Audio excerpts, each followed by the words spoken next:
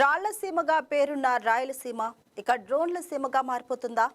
ఒకప్పుడు రాళ్లు, గనులు, గ్రానైట్ పరిశ్రమలకు మాత్రమే గుర్తింపుగా ఉన్న కర్నూలు ఇప్పుడు అత్యాధునిక డ్రోన్ టెక్నాలజీకి జాతీయ స్థాయి చిరునామాగా ఎదగబోతుందా? ఓర్వకల్లులో రూపుదిద్దుకోబోతున్న డ్రోన్ సిటీ కేవలం ఒక పారిశ్రామిక పార్క్ కాదు. తయారీ నుంచి టెస్టింగ్ వరకు, పరిశోధన నుంచి శిక్షణ వరకు, సర్టిఫికేషన్ నుంచి లాజిస్టిక్స్ వరకు మొత్తం డ్రోన్ ఎకో సిస్టమ్ను ఒకే చోటుకు తీసుకురావాలన్న భారీ ప్రణాళిక.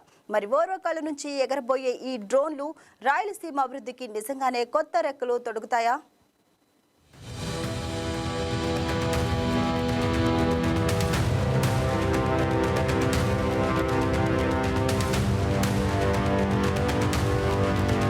ఒకప్పుడు రాళ్లకు ప్రసిద్ధి చెందిన ఓర్వకల్లు ఇప్పుడు టెక్నాలజీకి కొత్త చిరునామాగా మారే దిశగా అడుగులు వేస్తుంది.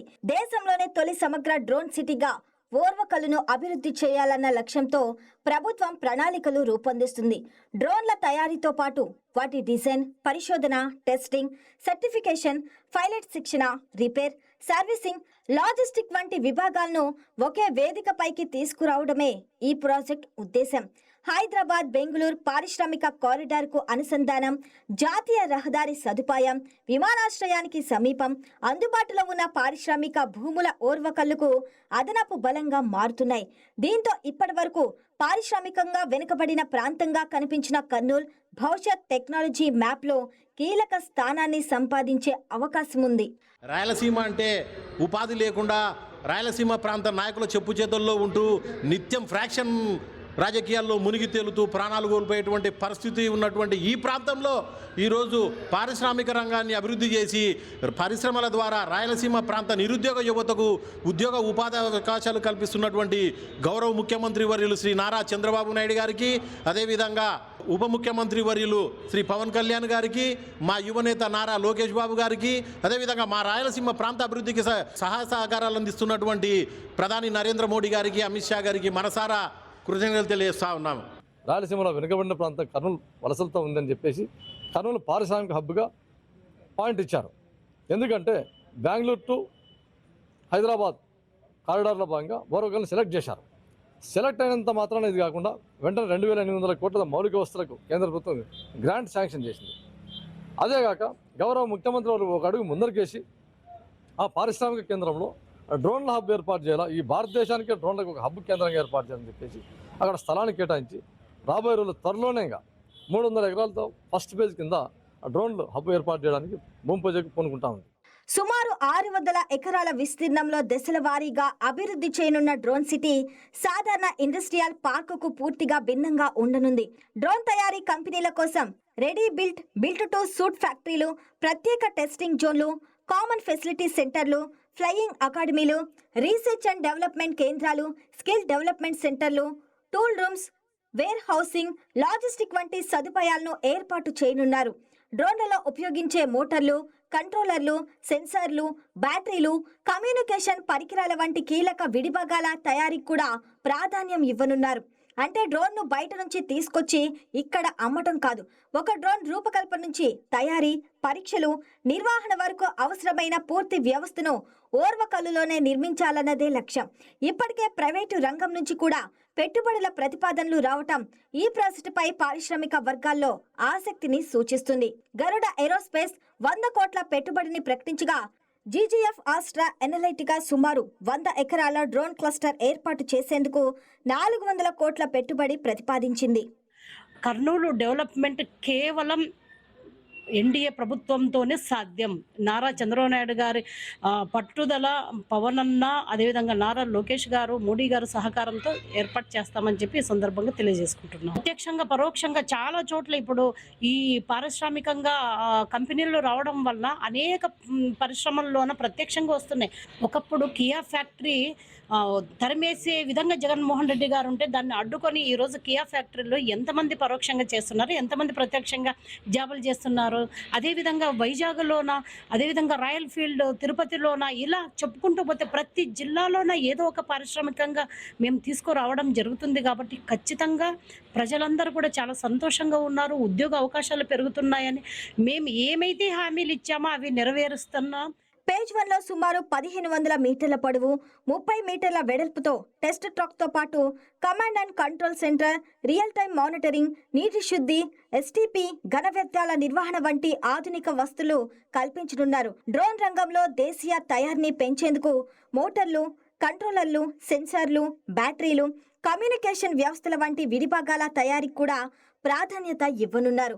కేంద్ర రాష్ట్ర ప్రభుత్వాల ప్రోత్సాహకాలు, పిఎల్ఐ వంటి విధానాలు పరిశ్రమలకు అనుకూలమైన వాతావరణంతో భారీ పెట్టుబడులు ఆకర్షించే దిశగా అడుగులు పడుతున్నాయి.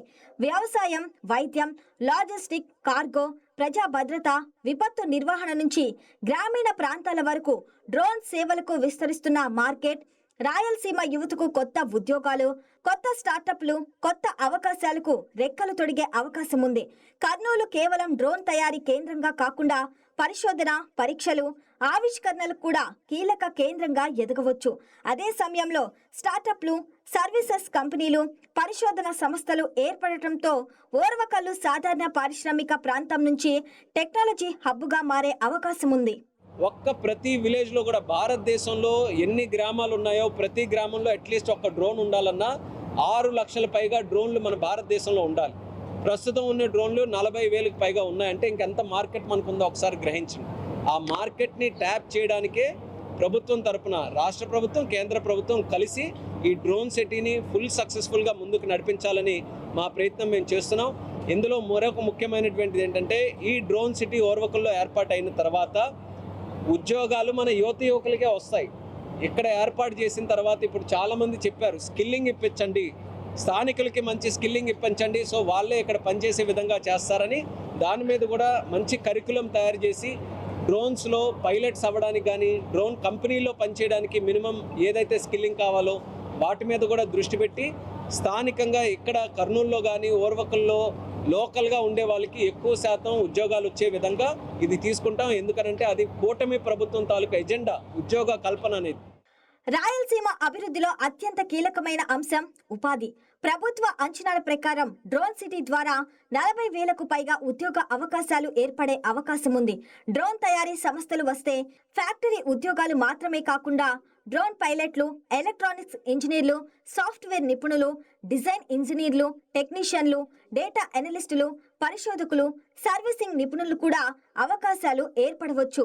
ప్రత్యక్ష ఉద్యోగాలతో పాటు రవాణా, వేర్ హౌసింగ్, హోటల్స్, రెస్టారెంట్లు, వసతి, విడిభాగాల తయారీ వంటి అనుబంధ రంగాల్లోనూ ఆర్థిక కార్యకలాపాలు పెరిగే అవకాశం ఉంది. దీంతో డ్రోన్ సిటీ ప్రభావం ఓర్వకల్లు పారిశ్రామిక ప్రాంతానికే పరిమితం కాకుండా కర్నూలు నగరం చుట్టుపక్కల గ్రామాల వరకు విస్తరించే అవకాశం ఉంది. రాయలసీమ అంటే కరువు సీమ, రాయలసీమ అంటే రాళ్లసీమ అని చెప్పుకునే రోజుల నుండి నేడు రాయలసీమ అంటే ఉద్యోగానికి నాందిలా మన రాష్ట్ర ప్రభుత్వం ఇక్కడ ఉన్నటువంటి యువతకి దారి చూపే విధంగా కర్నూలుని చాలా అభివృద్ధి చేస్తుంది. ఆ ఉద్దేశంతో నారా చంద్రబాబు నాయుడు గారు, అదేవిధంగా రాష్ట్ర మంత్రివర్యులు టీజీ భరత్ గారి నేతృత్వంలో కేంద్ర పెద్దల సహకారంతో రాష్ట్రంలో ఉన్నటువంటి వలస ప్రాంతాలకు వెళ్లకుండా కర్నూలులో ఉన్న యువత ఇక్కడనే ఉద్యోగాలు చేసుకునే విధంగా మన కర్నూలులో ఉన్నటువంటి ఓర్వకల్లో డ్రోన్ సిటీ హబ్ని దాదాపు 600 ఎకరాల్లో 5,000 కోట్ల బడ్జెట్తో ఇక్కడనే ఉద్యోగాలు చేసుకునే విధంగా ఆ పారిశ్రామిక ప్రాంతాన్ని అభివృద్ధి చేస్తున్నారు. అదేవిధంగా దాని ద్వారా కొన్ని వేల మంది యువతకి, మన కర్నూలు జిల్లా యువతకి ఇక్కడే ఉద్యోగ అవకాశాలు కల్పిస్తున్నాయి. వేరే కృష్ణా, గుంటూరు జిల్లాలకు పోకుండా కర్నూలు జిల్లా యువత కర్నూలులోనే ఉద్యోగం చేసుకునే విధంగా ఈ అవకాశాన్ని కల్పించినందుకు ఎన్డీఏ సారథ్యంలో ఉన్నటువంటి కూటమి ప్రభుత్వానికి, చంద్రబాబు నాయుడు గారికి, రాష్ట్ర మంత్రులు టీజీ భరత్ గారికి, అదేవిధంగా శ్రీ నరేంద్ర మోదీ గారికి ధన్యవాదాలు చెప్పుకుంటున్నానండి. Thank you. డ్రోన్ టెక్నాలజీకి పెరుగుతున్న డిమాండ్ కూడా ఓర్వకల్లు ప్రాజెక్టుకు బలంగా మారుతుంది. వ్యవసాయంలో పంటల పర్యవేక్షణ, ఎరువులు, పురుగుల మందుల పిచికారీ నుంచి వైద్య రంగంలో అత్యవసర మందుల సరఫరా వరకు డ్రోన్ల వినియోగం పెరుగుతుంది. వరదలు, అగ్ని ప్రమాదాలు, ఇతర విపత్తుల సమయంలో సహాయక చర్యలు, పోలీసింగ్, నిఘా, లాస్ట్ మైల్ డెలివరీ, లాజిస్టిక్ వంటి రంగాల్లోనూ డ్రోన్లకు డిమాండ్ పెరుగుతుంది. ఈ నేపథ్యంలో డ్రోన్ రంగంలో నైపుణ్యం ఉన్న యువతకు భవిష్యత్తులో మరిన్ని అవకాశాలు ఏర్పడే అవకాశం ఉంది. ఇంజనీరింగ్ విద్యార్థులు, టెక్నికల్ కోర్సులు పూర్తి చేసిన యువత, డ్రోన్ పైలట్ శిక్షణ పొందేవారు, స్టార్టప్లు ప్రారంభించాలనుకునే యువ పారిశ్రామికవేత్తలకు ఓర్వకల్లు కొత్త వేదికగా మారవచ్చు. డ్రోన్ హబ్ సిటీ అనేది దేశంలోనే ప్రపంచంలోనే కర్నూలు ఒక డ్రోన్ హబ్గా తయారవుతుందని తెలియజేసుకుంటున్నాను. అదేవిధంగా మొదటి విడతలో 120 ఎకరాల్లో ఈ డ్రోన్ హబ్ను తయారు చేయడం జరిగింది. ఈ డ్రోన్ హబ్లో ఏం జరుగుతుంటాయంటే ఈ డ్రోన్ పరిశీలన, తయారీ, ఆవిష్కరణ, ధృవీకరణ మొత్తం కూడా అన్ని విభాగాలు కూడా ఇక్కడే తయారవుతున్నాయి. రాబో రోజుల్లో ఈ యొక్క కర్నూలు ప్రాంతము డెవలప్మెంట్కి మార్గదర్శకం అవుతుంది. ఈ యొక్క కర్నూలు ఒకప్పుడు చూసుకుంటే రాళ్ళు ఉన్నటువంటి ప్రాంతం, అలాంటిది ఈ రాళ్ళ స్థానంలో ఒక డ్రోన్ హబ్గా తయారవుతుందని తెలియజేసుకుంటున్నాను. అదే కాకుండా ఈ యొక్క డ్రోన్ హబ్ రావడం వల్ల కర్నూలులో 5,000 కోట్ల పెట్టుబడితోటి రాబోతుంది. దీనివలన ఇక్కడ ఉన్నటువంటి జిల్లాలో యువతకి, ట్రాన్స్పోర్ట్కి, హాస్పిటాలిటీకి అన్ని రకాలు కూడా అభివృద్ధి చెందుతుందని తెలియజేసుకుంటున్నాను. ఇప్పటి వరకు మంచి ఉద్యోగాల కోసం హైదరాబాద్, బెంగళూరు, చెన్నై వంటి నగరాల వైపు వెళ్లాల్సిన పరిస్థితి ఉన్న రాయలసీమ యువత భవిష్యత్తులో సొంత ప్రాంతంలోనే టెక్నాలజీ రంగంలో అవకాశాలు అందిపుచ్చుకునే అవకాశం ఉంది. డ్రోన్ సిటీతో పాటు అనుబంధ పరిశ్రమలు, స్టార్టప్లు, శిక్షణా కేంద్రాలు అభివృద్ధి చెందితే స్థానికంగా నైపుణ్యానికి డిమాండ్ పెరగవచ్చు. ఉద్యోగాల కోసం రాయలసీమ నుంచి యువత బయటకు వెళ్లే పరిస్థితి నుంచి ఉద్యోగాల కోసం ఇతర ప్రాంతాల యువత రాయలసీమకు వచ్చే స్థాయికి కర్నూలు ఎదిగితే అదే ఈ ప్రాజెక్ట్ విజయానికి అసలు కొలమానంగా నిలుస్తుంది.